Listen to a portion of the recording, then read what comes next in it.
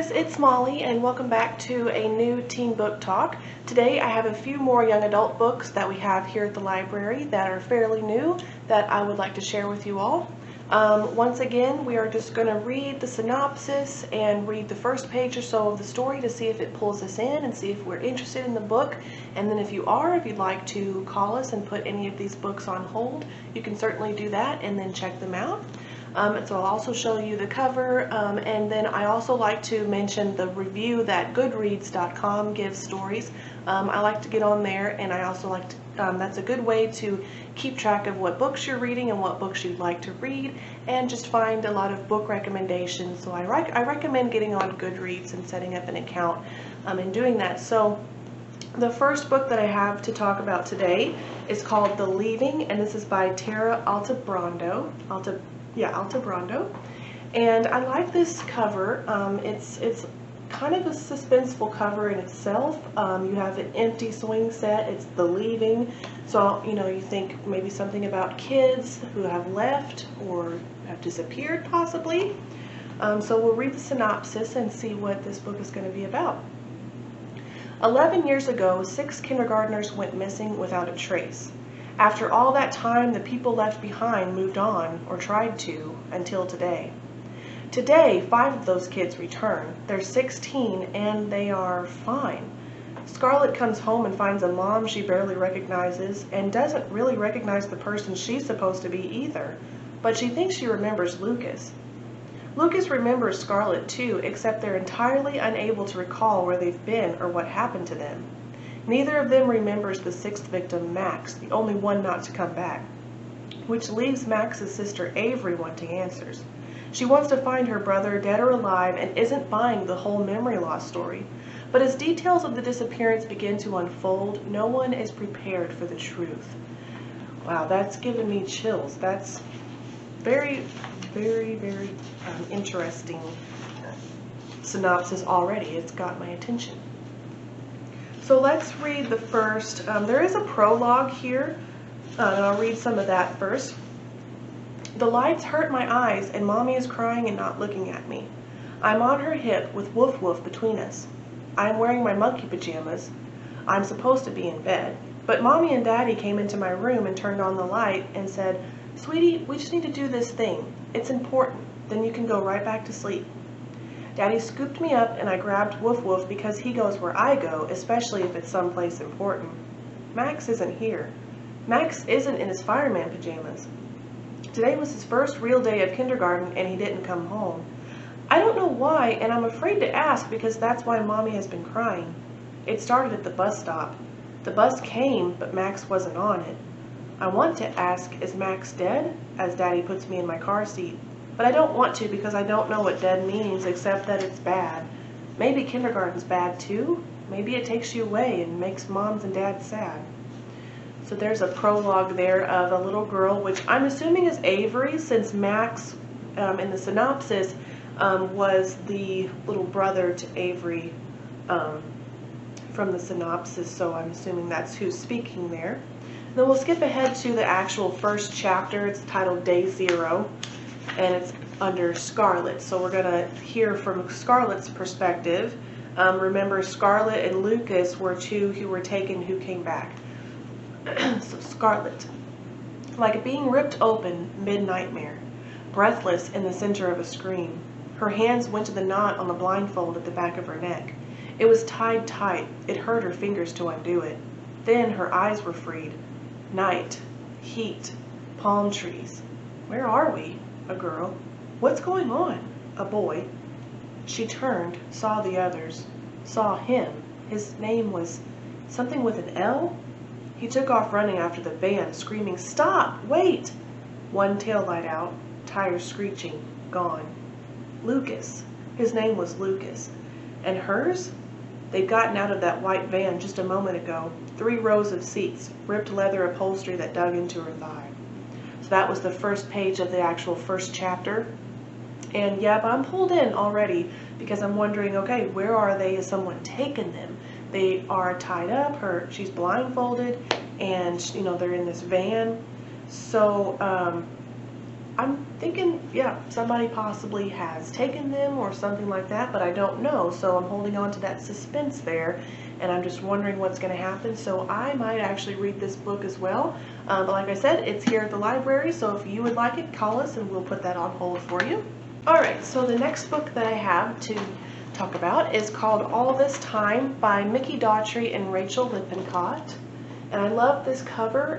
It's got an hourglass, which is kind of a symbol for time. So we have a couple here, so that gives us an indication that this is probably going to be a romance story of some sort. So let's go ahead and read the synopsis. Can you find true love after losing everything? Kyle and Kimberly are the perfect couple. At least that's what Kyle's always thought. But when Kimberly drops a bomb on their relationship on the night of their graduation party, Kyle's entire world upends, literally.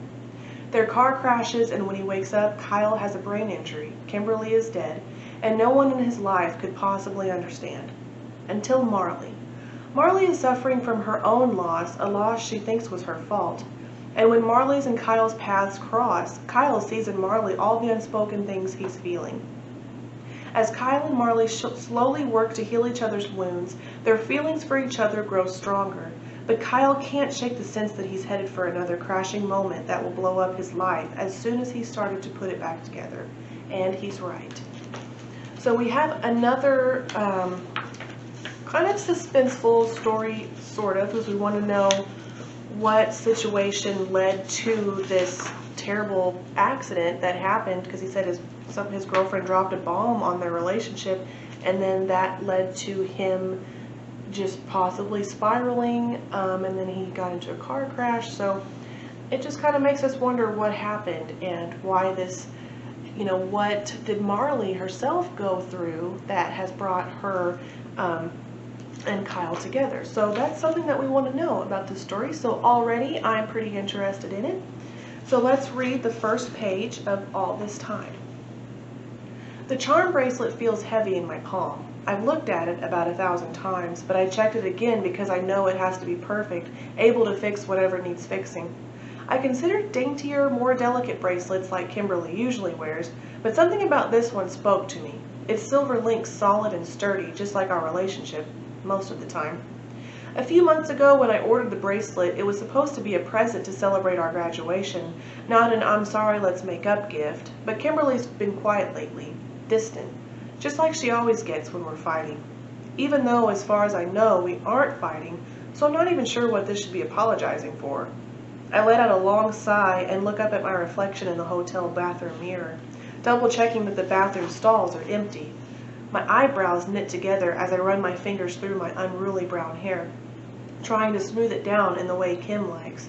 After a couple of failed attempts, my hair and I give up, and I focus my attention on the bracelet one last time. So the first page leaves a little bit of some questions I still have.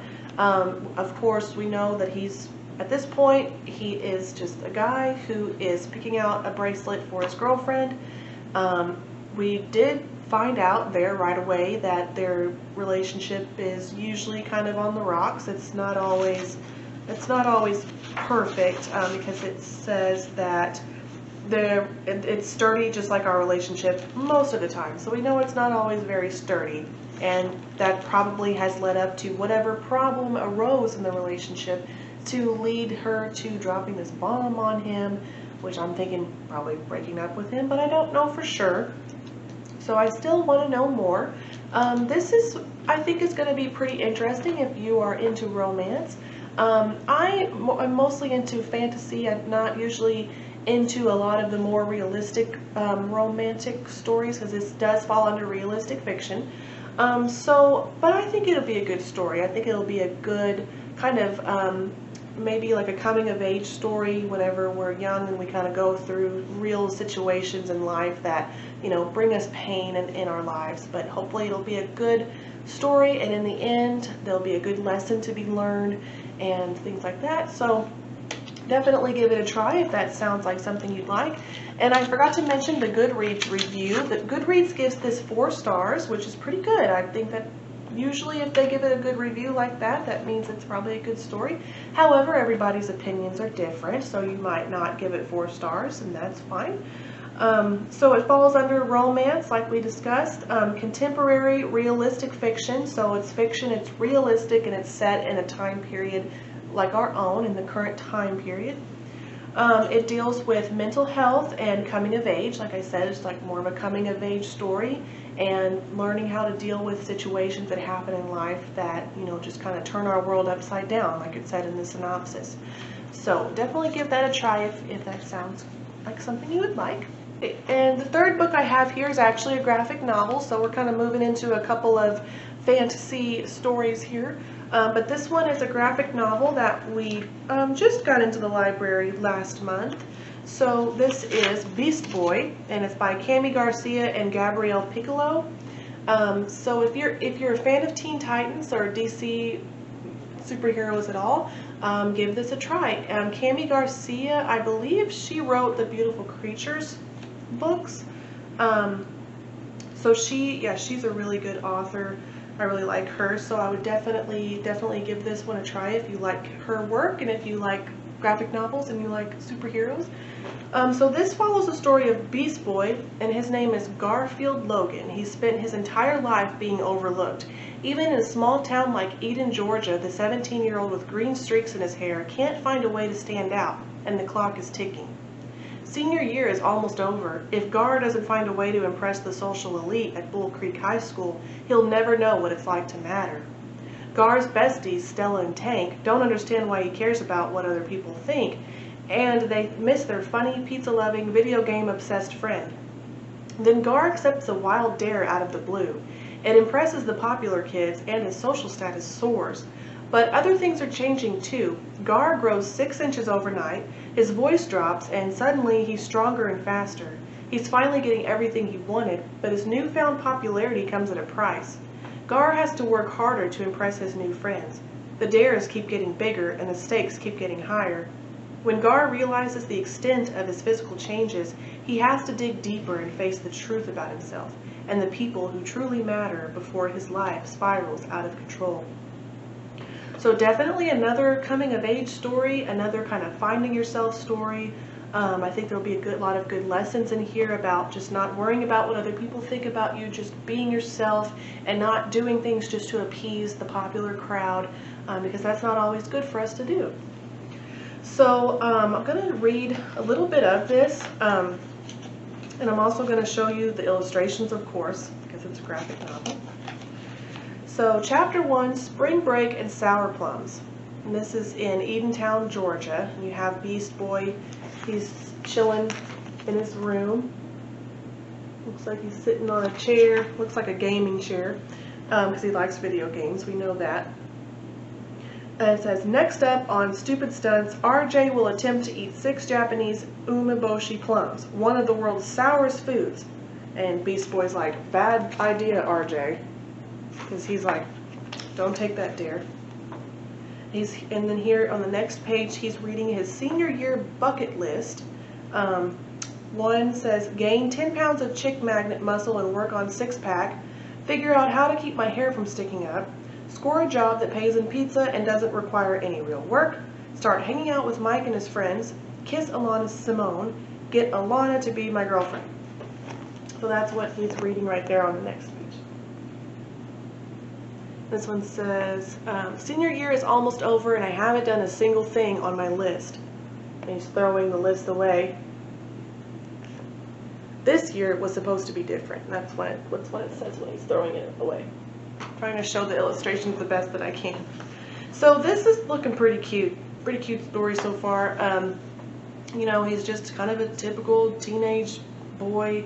He's kind of, you know, wanting to make his hair not stick up. He's trying to date this certain girl. He's trying to get a job that pays in pizza. So you can see where he's still kind of immature, but later on in the story, obviously he's going to get these abilities, which is going to probably kind of start this coming of age, this figuring out what to do now that he's kind of discovered his true self, whenever his powers come in, and whenever he starts changing and meeting new people and new friends possibly. So I think this will be a really cool story, a good graphic novel to read. So if you are interested in this, give us a call. We can put that on hold for you. So Goodreads gives this a 4.1 stars, so a little bit higher than the last book, but of course you might feel differently about your own review for it. This falls under fantasy, of course, since he is a superhero. He's a Teen Titan. He's Beast Boy, so of course if you're familiar with Beast Boy, you know that he can turn into different animals, hence the Beast part of his name. Science fiction and contemporary fiction. So, science fiction because there's a biological reason why he's just grown overnight, and obviously he's going to get these shape-shifting abilities. So, but there's, if you're familiar with any of the DC stories or any of the origins of some of the superheroes, there's some kind of scientific, biological reason or some experiment gone wrong, so that's why it falls under the science fiction category. The last book that I have to talk about is The Realm Breaker by Victoria Aveyard, and this is going to be more of a fantasy story. Let's go ahead and read the synopsis for this one. The cover of this one is really awesome. I love that sword and kind of the golden background, kind of the raised little design there in the background. Okay, so save the world or end it. A strange darkness is growing in the ward. Even Coraine on Amarat can feel it, tucked away in her small town at the edge of the sea. Fate knocks on her door in the form of a mythical immortal and a lethal assassin who tell Coraine that she is the last of an ancient lineage with the power to save the world from destruction. Because a man who would burn kingdoms to the ground is raising an army unlike any seen before, bent on uprooting the foundations of the world. With poison in his heart and a stolen sword in his hand, he'll break the realm itself to claim it, and only Coraine can stop him. Alongside an unlikely group of reluctant allies, Coraine finds herself on a desperate journey to complete an impossible task with untold magic singing in her blood and the fate of the world on her shoulders. And right when you open up the book, you have this map. I love it when there's a map in the beginning of the book, just to kind of add to the imagery that you have in your mind whenever you're trying to picture this whole kingdom. Alright, so let's read the part of the prologue here. The prologue is titled The Song Unsung. No mortal alive had ever seen a spindle. Echoes of them lingered in places remembered or forgotten, in people touched by magic, in creatures descendant of other realms. But no spindle had burned in an age. The last of them was 1,000 years gone. The passages closed, the gates locked, the age of crossing ended. Allward was a realm alone, and it must stay that way, Andrew Tellin thought, for the good of us all. The squire attended to his lord's armor, ignoring the first drop of rainfall as he tightened the belts and buckles over Sir Grandol Tyr's broad frame. Andrew's honey-brown fingers worked quickly over familiar leather and golden steel. The knight's armor gleamed, freshly polished, the pauldrons and breastplate worked into the likeness of the kingdom of Galan's roaring lion. Dawn broke weakly, fighting through the spring rain clouds bunched up against the foothills and looming mountains. It felt like standing in a room with a low ceiling. Andrew inhaled, tasting the damp air. The world pressed down around him. Already in this prologue, it sounds really good, and it's putting me in the scene in my mind with the imagery that she uses. And the way that she just describes the people and the creatures descendant of other realms, that just lets you know right there, without telling you outright explicitly, that these creatures are from another world, so they don't look like anything like what we know of in our world. So already I can tell this is more of a high fantasy story because it's just otherworldly in a lot of ways. So we read some of the prologue, and then I want to go ahead and read maybe the first part. Wow, this is a really long prologue. So in the first actual chapter, it's titled The Smuggler's Daughter, and it's from Coraine's point of view. Or not her point of view, but it's about Coraine here. There was clear sight for miles, a good day for the end of a voyage, and a good day to begin one. Coraine loved the coast of Caesarea this time of year, in the mornings of early summer. No spring storms, no crackling thunderheads, no winter fog. No splendor of color, no beauty, no illusions, nothing but the empty blue horizon of the long sea. Her leather satchel bounced at her hip, her ledger safe inside. The book of charts and lists was worth its weight in gold, especially today. She eagerly walked the ancient core road along the cliffs, following the flat paved stones into La Marta.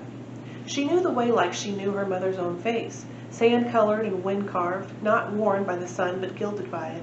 The long sea crashed 50 feet below, kicking up spray in rhythm with the tide. Olive and cypress trees grew over the hills, and the wind blew kindly, smelling of salt and oranges. And once again, awesome imagery that she uses. She's got colors, she's got the smell down, because she's smelling salt and oranges. And you have a little bit of taste there because you know what salt tastes like, and you know what you might know what oranges taste like. You can just picture the sea and the sand and the sun. Her sand-colored skin is gilded by the sun. So very, very good imagery there to really just immerse us into the story. And so Goodreads gives this a 4.1 stars. Again, that was the last story, was a 4.1 stars as well. Like I said, it's high fantasy because it's in another world. There's also magic in the story, and adventure pirates. Okay, so it had adventure-pirates. So you know that this is going to be a pirate story. They're going to be on, she's obviously on this, going to be on this quest, this adventure. And I myself, I love pirate stories, so I definitely think I might give this one a try.